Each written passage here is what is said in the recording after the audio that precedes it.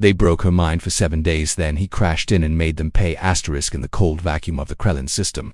The last surviving female of the Thari race, Commander Lyria, was chained to a stasis bed, her glowing violet skin dull under flickering overhead lights. Her arms were bound above her head, metallic restraints biting into her wrists. The scavenger ship reeked of rust, grease, and greed. Around her, a group of alien traders haggled in different tongues, shouting prices for her, like she was a piece of equipment, not a living, breathing being. Lyria had stopped struggling hours ago. Her energy was gone, drained from the tranquilizers they kept pumping into her bloodstream. Her people had once been proud, powerful, even gifted with psychic talents and advanced bioadaptation. But war had erased all that. She was the last fertile Thari, a living relic with a body everyone seemed to want but no one cared to understand. The lead slaver, a bloated bracker with slime dripping from his tusks, jabbed a finger at her. Verified. Fertility markers active. Final bid starts. Now the others leaned forward. Greedy eyes, fat credit sticks. No empathy. Then something exploded. The hull groaned like a wounded beast. Alarms screamed to life. Smoke poured in from the left wall, and metal panels ripped outward like paper. From the chaos stepped a figure 2 meters tall, wrapped in matte black tactical armor scorched from rehab. He held a massive rifle, the kind that usually needed 2 arms to steady, but he carried it one-handed like a toy. "You boys auctioning off prisoners now," he called out, voice smooth and dangerous. "Must be hard up for credits." The slavers froze. Their weapons were half-raised, but the man had already moved. 3 shots, clean and fast. The bracker went down with a hole between his eyes. 2 more tried to run, one never made it. The other dropped his weapon and curled into a ball. Lyra blinked, trying to make sense of it all. The man walked through the smoke like he owned it. His helmet hissed open, revealing a human face stand. Skin, short-cropped brown hair, a scar down one cheek, and eyes like twin suns. She stared at him, he stared back. "You, her?" he asked, stepping closer. "Lyria, of Therian Prime." She nodded weakly. Her throat felt like sandpaper. "Who are you?" "Name's Dane Cutter," he said, ex-Marine, full-time troublemaker. He crouched next to her, his fingers moving fast over the stasis controls. They sparked, resisted, then powered down. Her restraints hissed open. Lyria gasped as blood returned to her limbs. She collapsed forward, and Dane caught her before she hit the floor. "Easy now," he said, lifting her effortlessly into his arms. "I got you." Lyria's body trembled. Whether it was from shock, fear, or something else, she couldn't tell. His armor was warm against her bare skin. He smelled like ozone, gun oil, and something familiar. "Safety, you came for me," she whispered. "Not exactly," Dane admitted. "I came for parts. Found you instead. Couldn't leave you here with these freaks." A blaster bolt scorched the wall above his head. The remaining were regrouping. Dane ducked behind a supply crate, shielding Lyria with his body. She could feel his chest rise and fall under her cheek. His heart was steady. "Calm. Focused. Hold tight," he said. He popped up and fired twice, one clean headshot, the other straight through the gut of the biggest one still standing. The slavers panicked and ran. Dane didn't bother chasing them. He turned back to her. "You okay?" he asked. I think so." "Good, because we're about 10 minutes from getting sucked into space if I don't patch that hole." He carried her out of the auction room and into a narrow hallway. Lyria tried to walk but stumbled. Her legs felt like jelly. Dane didn't hesitate. He scooped her up again and kicked open a panel to a side passage. His escape pod, an old Earth Navy model called Widow's Fang, was docked right into the scavenger's side like a parasite. The controls still glowed. As Dane powered them up, Lyria leaned back in the seat, staring at him. "Why are you helping me?" she asked quietly. He glanced at her, then turned his eyes to the blinking launch screen. "Because you're alive. Because you shouldn't be a damn prize, and maybe because I'm tired of watching people get broken." She didn't know what to say to that. As the pod launched, cutting through the debris-filled void, Lyria realized something she hadn't felt in years. Hope. The Widow's Fang jolted as it broke from the scavenger's hull, its engines roaring to life. Lyria winced at the vibration. Every nerve in her body still felt like static. Her hands were shaking, her legs were numb. But for the first time in years, maybe longer, she felt something beyond fear. She felt seen. Dane kept one hand on the controls and glanced at her. Her violet skin shimmered under the cockpit lights, a soft glow returning to her cheeks as the sedatives wore off. Even bruised, even weak, she looked regal. "Name still works?" he asked casually. "Lyria?" She nodded. "Thari Commander Lyria of what's left of the Tharian fleet." "Hell of a title," Dane said. "Got a first name, or is Commander what your friends call you?" "I had friends once," she said, her voice soft, "before the sterilization. War." He looked over again. "This time, longer." "I'm sorry," he said. Lyria let her head rest back against the seat, her eyes scanning his face. "You're human," she murmured, studying him with a mix of curiosity and something warmer. But, not like the others I've met." "You're bigger," he smirked. "Yeah, we get that a lot. Earthmen built a little tougher. And warmer." she said without thinking. Even through the armor. Dane blinked, then chuckled. Well, thank you. I'd say you're the first woman to compliment my body heat. I didn't mean she started, but he waved it off with a grin. Relax, I've been through worse than an awkward compliment. They fell into silence for a moment. The hum of the ship, the only sound between them. Then she shifted in her seat and winced. He noticed you're still sore, he said, tone serious again. They kept you in that stasis too long, and whatever they were pumping into you, it was a suppressant, she cut in, her voice now laced with something sharp. To keep my reproductive system from activating. The slavers knew I was fertile, and they knew others would pay more if they could confirm it. Dane clenched his jaw. His hand gripped the controls tighter. They drugged you for auction, he growled. Sick bastards. She nodded slowly. Thari biology doesn't respond well to being caged or sedated. It messes with our natural rhythms, especially the reproductive ones. And now, the drugs are fading. Her eyes flicked to his. My body's waking up. The air between them changed, not with tension, but with a spark neither of them fully understood. Lyrea wasn't used to anyone caring about her comfort. Not in years. Dane Cutter looked like the kind of man who'd wrestle an asteroid, but right now, he was more gentle than she expected. You need rest, he said finally. There's a med bed in the back. Ship's not luxury, but it's clean, private, and mine. Yours, she asked, half smiling. Stole it fair and square.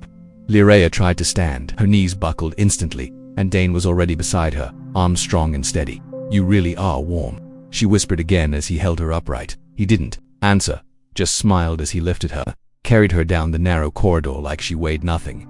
Inside the small medbay, the lights dimmed automatically. He laid her on the cushioned bed, pulled a thin blanket over her legs. She studied him now, up close. There was something about his face, scarred but handsome, tired but kind. She reached out, gently touched his hand. Why did you really come? In there, she asked. He paused, then sat on the edge of the bed, looking down at her. I came for a power core, he admitted. Was chasing a bounty. But when I saw you, chained up, surrounded by monsters, I knew I wasn't leaving without you. Lyrea smiled faintly. That's very human of you. Dane raised an eyebrow. Is that a compliment where you're from? She nodded. Where I'm from, humans are known for two things: fighting harder than anyone else, and loving with their whole soul, even when it's messy, even when it's stupid. He laughed at that, rubbing the back of his neck. Yeah, that's accurate. They stared at each other for a beat too long, then she whispered, I think my body's syncing with yours. His eyes narrowed slightly. What do you mean? She hesitated. Thari females adapt. Our bodies look for compatible genetic matches. We were designed that way. By pairs, chemical reaction, hormonal alignment. If it starts happening, it means our systems think you're a mate. Dane looked stunned for a second, then blinked it off. Well, I guess Earthmen do leave an impression. She laughed, a soft, tired sound, but real. He grinned. I'll let you rest, he said, rising. Wait, she said, grabbing his hand again. Her voice dropped. Don't leave the room. I've been alone too long. He nodded once, pulled a chair closer and sat. She closed her eyes with a deep breath, and for the first time in years, she fell asleep knowing she was safe. Beside her, Dane Cutter watched her breathing slow and whispered to himself, You're not alone anymore, Lyrea. Not if I've got anything to say about it. And in the silence of the ship drifting through the void, something new was beginning slowly, quietly, and already too deep to stop. Asterisk. Lyrea woke to the low hum of the ship's engine, steady like a heartbeat in the walls. The air smelled faintly of metal, ozone, and something warm and unfamiliar. It took her a second to remember where she was. Not a cage, not a lab, save her violet eyes blinked open. Dane was still there, slouched in the chair beside the bed, arms crossed, chin tucked to his chest. He hadn't moved all night. She studied him. His stubble had grown in slightly. His jaw was strong, but not cruel. A light scar traced his cheekbone, and his hands, battered, calloused, big, rested over his stomach like a man who'd fallen asleep mid-watch. She sat up slowly, the blanket slipping off her shoulders. Her body ached, but in a different way. Now, not pain awareness. Her system had definitely begun syncing with his Thari biology didn't lie. She touched her stomach. The warmth was spreading low, constant. She felt her skin tingling where he had held her last night. Her cheeks darkened into a lavender blush dot as if pulled by instinct. Dane stirred. His eyes opened, meeting hers without surprise, like he'd been expecting her to wake just then.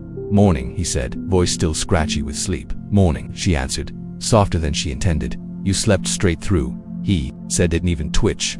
Thought about checking your pulse a couple times. I haven't had a real sleep in years, she said, glancing away. Hell of a first one. Then he replied with a tired smile. She gave a slow nod, then her gaze flicked to his face again. You stayed. He raised a brow. Of course, I did. You asked. Lyrea felt something flutter deep in her chest, foreign and fragile. Humans were dangerous, not because of their weapons, but because of this, their loyalty, their stubborn hearts. Can I ask you something, Dane? She said. Anything. If I told you my body thinks you're my mate, would that scare you? He blinked once, then chuckled. Little bit. She laughed, really laughed. The sound surprised them both. But mostly, he added, standing and stretching his arms over his head, I'd feel flattered. You're an incredible woman, and, ... I'm starting to think your biology might have good taste. She shook her head, trying not to smile. Careful. That sounded suspiciously like flirting. Oh, that was definitely flirting, he said, grinning. I just didn't want to get ahead of myself. You know, with a half-dressed alien princess and all. Lyra glanced down at herself. The thin medical wrap she'd slept in barely counted as clothing. Her skin flushed a deeper hue. You're not exactly overdressed either, she murmured. Dane looked down at his shirtless torso, shrugged. Laundry day. The tension between them shifted, still playful, but heavier now. Real, he cleared. His throat listened. There's something else. While you were sleeping, I ran a few scans. Medical, basic vitals. Hope you don't mind. She shook her head. I expected it. Thari physiology confuses most human systems. Not this time, he said. My ship's scanner. It read your hormone levels, and it flagged a reproductive spike. Like, big time. Lyra swallowed. Then it's already begun. What's begun? The bonding, she said quietly. Our biologies aren't just compatible. They're converging, and if that continues, ... it won't stop. He didn't respond right away. Just watched her carefully. Then what happens if it doesn't stop? She looked up, eyes steady. Then I'll carry a hybrid yours. The silence hung like a low-gravity filled, thick, weightless. Impossible to ignore. Finally, Dane spoke, voice low. Do you want that? Lyra was quiet. Her fingers brushed her stomach again. I never thought it was possible, she said. But the idea of a child. Ours, ... growing inside me. Something real. Something that can't be stolen or sold. That idea doesn't scare me. He stepped closer now. Slow, deliberate. His large hand reached out not to touch her, but to hover near her cheek. Like a question, you sure? He asked. Lyra leaned into his palm. Are you? She whispered. I was sure the second I saw you chained up like that, he said. I didn't save you for a bounty. I saved you because I couldn't let the universe chew up something good again. Their foreheads touched, their breathing sick, not rushed, just ... aligned ... in the glow of the medbay. Lyra whispered in her native tongue, a sacred Thari phrase never spoken lightly. Dane didn't know the words, but he felt the meaning in her voice. When she translated it, her voice was barely audible. It means, I choose you for this life and whatever comes after. He kissed her forehead, soft and certain. You really are waking up, he whispered, and I don't want to sleep ever again, she said. And with that, two souls, one human, one alien, moved a little closer to something neither of them who had ever truly known. Home. Later, after the medbay lights dimmed to a warm glow, Dane sat on the edge of his bunk with a mug of stale coffee in one hand and his thoughts boiling hotter than the drink. Lyra stood near the ship's viewport, wrapped in one of his oversized shirts, black, soft, hanging off her shoulder like it belonged there. Outside, the stars drifted past, distant and silent. Inside, the air felt ... alive. She hadn't said much since she'd spoken those words, choose you, and Dane hadn't pushed. Hell, he didn't even know what to do with that kind of honesty. On Earth, choosing someone usually meant buying them dinner and seeing where it went. But Lyra was different. Everything with her meant something. She turned slightly, catching his eyes with her own. You're quiet. Just thinking, he said, which is dangerous for someone like me. She walked toward him barefoot, her steps soft but deliberate. The shirt she wore brushed her thighs. Her glowing skin had regained its brilliance. Her body was recovering fast. But it wasn't just the meds, it was the bond. Thari biology responded to emotional safety like a spark to dry leaves. And Dane, somehow, had become the flame. She sat beside him. You're uncomfortable. He looked at her, surprised. Why would I be? Because you didn't ask for this, she said gently. Any of it. You saved me. And now I've told you my body is aligning with yours, and there might be a child. And Dane stopped her, with a look. Then, slowly, he reached over and took her hand. I didn't ask for it. No, he said. But I'm not running from it either. Lyra looked down at their hands. His was nearly twice the size of hers. Warm, strong, anchoring. I've been in a lot of cockpits, he went on. Face down raiders, pirates, bios. But this, sitting here with you, it's the first time I've felt like I'm actually going somewhere. Her throat tightened at that. Her hand squeezed his. You're different, Dane, she said. Most humans ... they see Thari as trophies. Exotic, mysterious. You just see me. He gave a small smile. I see a woman who survived hell and still found the courage to trust a complete idiot with a ship full of duct tape.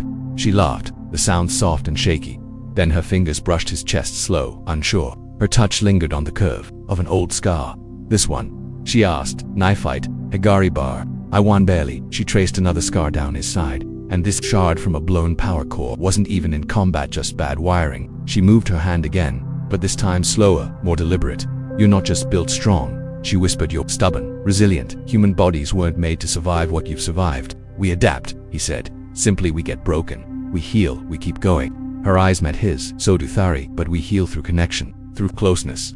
She leaned in now, slowly, giving him every second to back away. He didn't. Their lips met, at first, then deeper, full of things they hadn't yet said. Dane tasted something electric on her skin, something like starlight and memory. Her body, though biologically different, responded to him like puzzle pieces clicking into place. Her scent deepened, her breath hitched, her heart beat fast and rhythmic synced with his in a rhythm that felt older than species. She pulled back just slightly, enough to whisper, "I've never done this, not with a human. Not even with my own kind, but I want this, not because of biology, because it's you." Dane's hand cupped her jaw, rough and careful. "You've got me, Lyrea," he said softly. "All of me." The next moments were not hurried. They were quiet, careful, honest. Their bodies explored one another like maps drawn in a language neither had ever spoken before but somehow understood. Where she was soft and glowing and curious, he was strong and grounding and tender. Where she was still uncertain, he was patient. And where she trembled, he stayed. Not just because of what her body wanted, but because of what her soul needed. Afterward, they lay tangled together under the ship's emergency blanket, skin to skin, heartbeat to heartbeat. Lyrea pressed her cheek to his chest. "I feel full, not just physically. Something else. Like my entire body just locked onto yours." Dane smiled lazily. "We call that a cuddle where I'm from." She chuckled into his skin. "We call it a nesting phase. The final part of Thari bonding. Once triggered, it can't be reversed, so what, you're stuck with me now?" She looked up at him, eyes glowing with amusement and something deeper. "Forever. Like it or not, Earthman." He kissed her forehead, holding her tighter. "Good," he murmured, "because I was planning to ruin you for every other species anyway." And in that tiny bunk, drifting alone in the dark between stars, a new future stirred inside her, not just in her heart, but beneath it. Life beginning, growing, one half human, one half Thari, all love. Lyrea stood in front of the small mirror in Dane's ship quarters, staring at her reflection with a strange mix of awe and disbelief. Her skin, normally a rich violet, now shimmered with soft golden undertones beneath the surface. Thari females only glowed like this during one very specific condition. She ran her hand over her lower stomach, and though she still looked the same on the outside, she felt different, warmer, fuller, alive in a way that couldn't be explained by rest or food or even intimacy alone. She didn't just think she was pregnant, she knew. Behind her, Dane stepped quietly into the room, shirt half buttoned, hair still damp from a quick sonic rinse. He saw her reflection, the glow, the look on her face. He stopped cold. "It happened, didn't it?" She turned to face him, eyes wide but unafraid. Yes, there was no panic in her voice, no hesitation, just quiet certainty. A Thari mother always knew. Dane approached slowly, like someone stepping into sacred ground. He touched her side, then rested his palm over her stomach. "Already," he said. "That fast." "We're not like humans," she said softly. "Once the bond is formed, the body doesn't wait, especially when the genetic matches." "Powerful." Dane gave a lopsided grin. "You mean when the donor is exceptionally gifted?" She smirked. It wasn't a compliment, just science. "Oh sure," he said, lowering his voice. "Science that couldn't stop shaking under me last night." She elbowed him gently, blushing violet. "Don't ruin the moment." But it wasn't ruined. It was real, raw. A moment neither of them could have imagined a week ago. Now as natural as breathing. He knelt before her, resting both hands gently on her hips, looking up at her like she was a son after a long war. "I've faced a lot of things in this galaxy," he said. "But this, a child, a future. I never thought I'd be lucky enough to get one." Lyrea's fingers brushed through his hair. "You didn't get lucky. You got chosen." He looked up at her, eyes bright. "And you're sure about this? You're okay?" She hesitated. "Physically, yes, but this changes everything.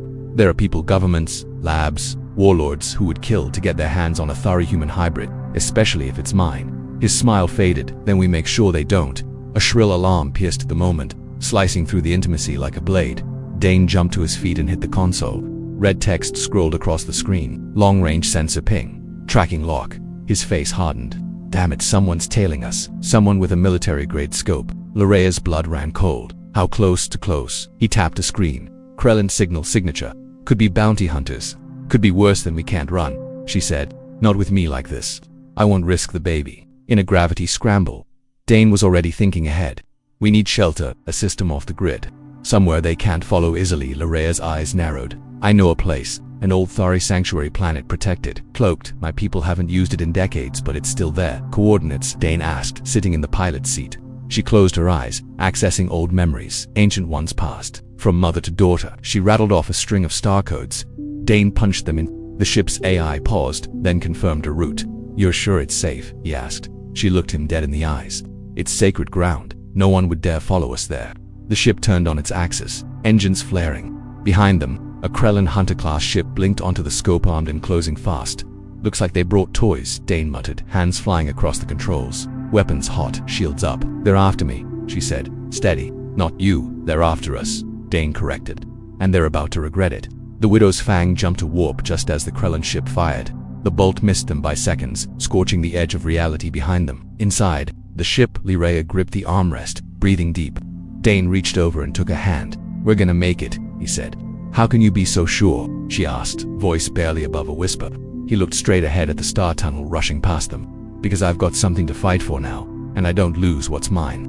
She squeezed his hand, heart pounding, not from fear, but from the impossible, wonderful truth that had taken root inside her for the first time since her world fell. Lyrea was not a relic, not a victim. She was a mother. And Dane Cutter, reckless human with a heart bigger than any ship in the stars, was not just her mate. He was her home. The Widow's Fang emerged from warp with a sudden jolt, engines hissing from the strain. Ahead, a swirling blue and green planet loomed in the darkness. It glowed like a pearl, wrapped in shadows undetectable to anyone who didn't know where to look. Lyrea leaned forward in the cockpit, her eyes glistening. "There. That's it. Valari Prime." The ship's AI pinged uncertainly. Cloaked planetary signature. No orbital activity detected. Probability of artificial biosphere. High access. Restricted. Dane smirked. "Let's hope the security systems like Hathari DNA." Lyrea placed her palm against the console.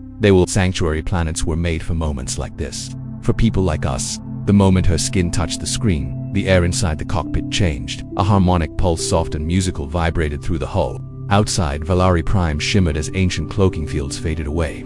The planet welcomed them like an old friend. Dane exhaled. "That's creepy and beautiful." She smiled faintly, much like Thari women. The ship descended slowly into Valari's atmosphere, cutting through layers of cloud and golden haze. Below, forests bloomed with bioluminescent trees, rivers sparkled in unnatural colors, and floating structures dotted the cliffs like ancient ruins, half swallowed by time.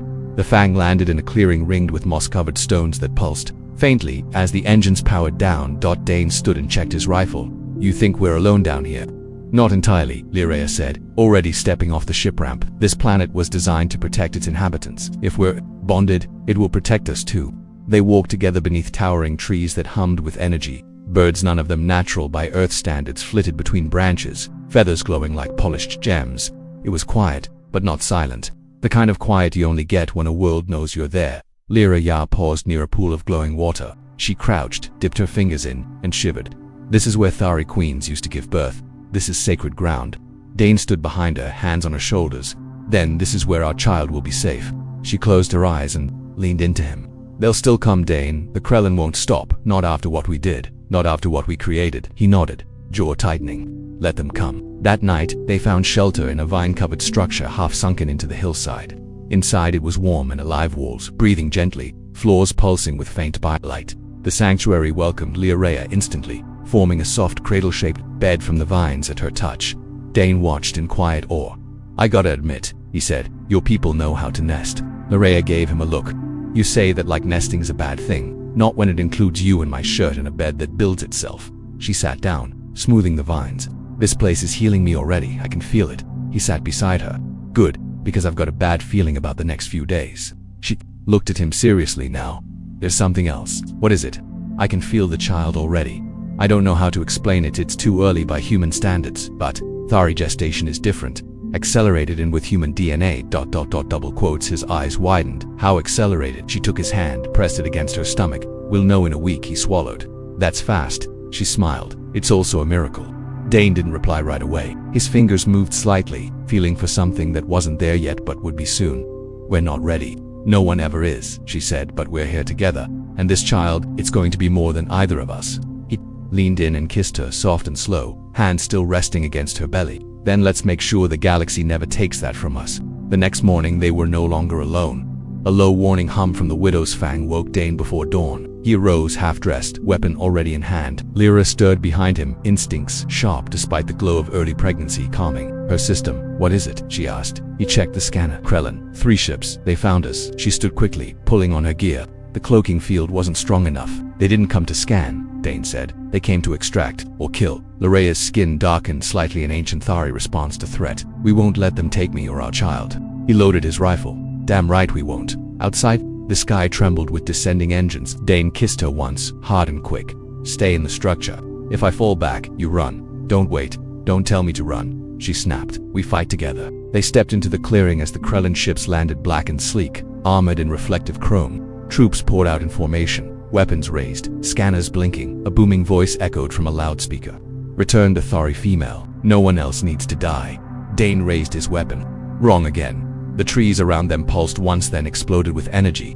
Valari Prime had awoken. Vines shot out from the ground, grabbing one soldier mid-sentence and hurling him into the air. The earth split. The air shimmered with invisible shields. Lyraea's sanctuary was fighting back. She raised her hands, drawing on the energy around her, her entire body glowing with the strength of her people. You picked the wrong mother to chase. Dane fired the first shot. Then they fought together as something far greater than man and woman, as bonded mates, as parents, as a warning to anyone who would try to tear them apart. And for the first time, the Krellin learned what it meant to challenge human love and Thari fire in the same heartbeat. Asterisk smoke drifted over the clearing, rising in slow spirals under Valari Prime's twin moons. The Krellin strike force 3 gunships, 2 armored squads, and a biological extraction unit was gone. What was left smoldered beneath vine-covered wreckage, swallowed by the living forest that had risen in defense of its chosen pair. Lyraea stood barefoot in the grass, her body glowing with quiet strength. Vines coiled protectively around her, ankles pulsing in sync with her heartbeat. Her skin shimmered with golden flecks, and her eyes, once stormy, were calm now, fierce. Maternal. Dane approached slowly from the tree line, covered in mud, ash, and plasma burns. His left arm was wrapped in makeshift bandages. His rifle was nearly melted from overuse, but he was standing, breathing, bleeding, and smiling. You all right? He asked, scanning her up and down. She nodded. The planet protected me. But you were out there in the middle of it all. He grunted. Yeah, well, turns out I'm not good at staying behind when people I care about are in danger. She stepped toward him and rested her hands on either side of his face. You didn't just fight for me. You fought for us. And our child. He leaned into her touch. I didn't even think. I just knew I wasn't letting anyone take you away. They stood in silence for a long moment, the aftermath still humming around them, burning metal, broken trees, the distant rumble of retreating gunships that never stood a chance. Then her hands moved to his chest. Dane, it started. He blinked. What has? He took his hand and placed it on her belly. The glow beneath her skin was brighter now, pulsing like a second heartbeat. The nesting phase is over, she said. Our child is forming, fast accelerated by Thari genetics and stabilized by your human DNA. I can feel it. The bond is complete. He swallowed, emotion tightening his throat. That's I mean. Hell, I'm not a father. I'm barely a pilot. You're already more, she said. You gave me back a future. You gave our species something we didn't think was possible anymore. He looked down at her, brushing hair from her eyes. And you gave me something I didn't know I needed. A reason to stop running. Later that week, they stood on the high cliffs of Valari, the sky above them painted with soft auroras. Lyraea wore a ceremonial wrap of glowing silk gifted by the planet's core systems. Dane wore the same damn armor he always did, cleaned, polished, and now bearing a carved Thari emblem over his heart. Before them, a small group of sentient, trisancient Thari AI forms had emerged from dormancy to witness the birth of something new, a union not just of species, but of meaning. Lyraea spoke first. By Thari law, this bond is sacred. Dane nodded. By human law, we usually just call this marriage. She smiled. Whatever we call it, it's real. A soft pulse of energy rippled through the clearing, sealing the bond under Valeri's witness.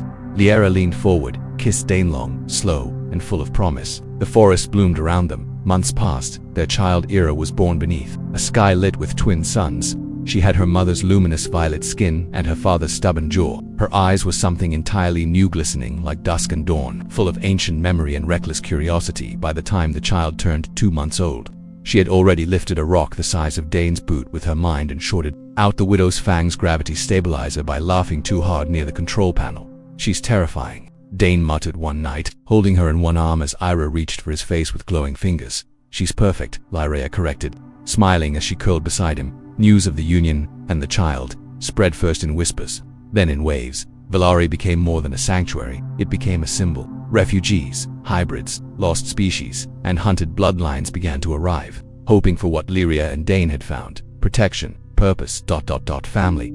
And from that family, a new alliance was born, not bound by war or fear, but by love, biology, and survival. Lyraea stood before the gathered delegation, baby on her hip, and said, "The future doesn't belong to empires. It belongs to those brave enough to make something new." Dane stood beside her, rifle slung across his back, eyes sharp. "I didn't come here to lead," he said. I came here for one woman, and I found a world worth fighting for."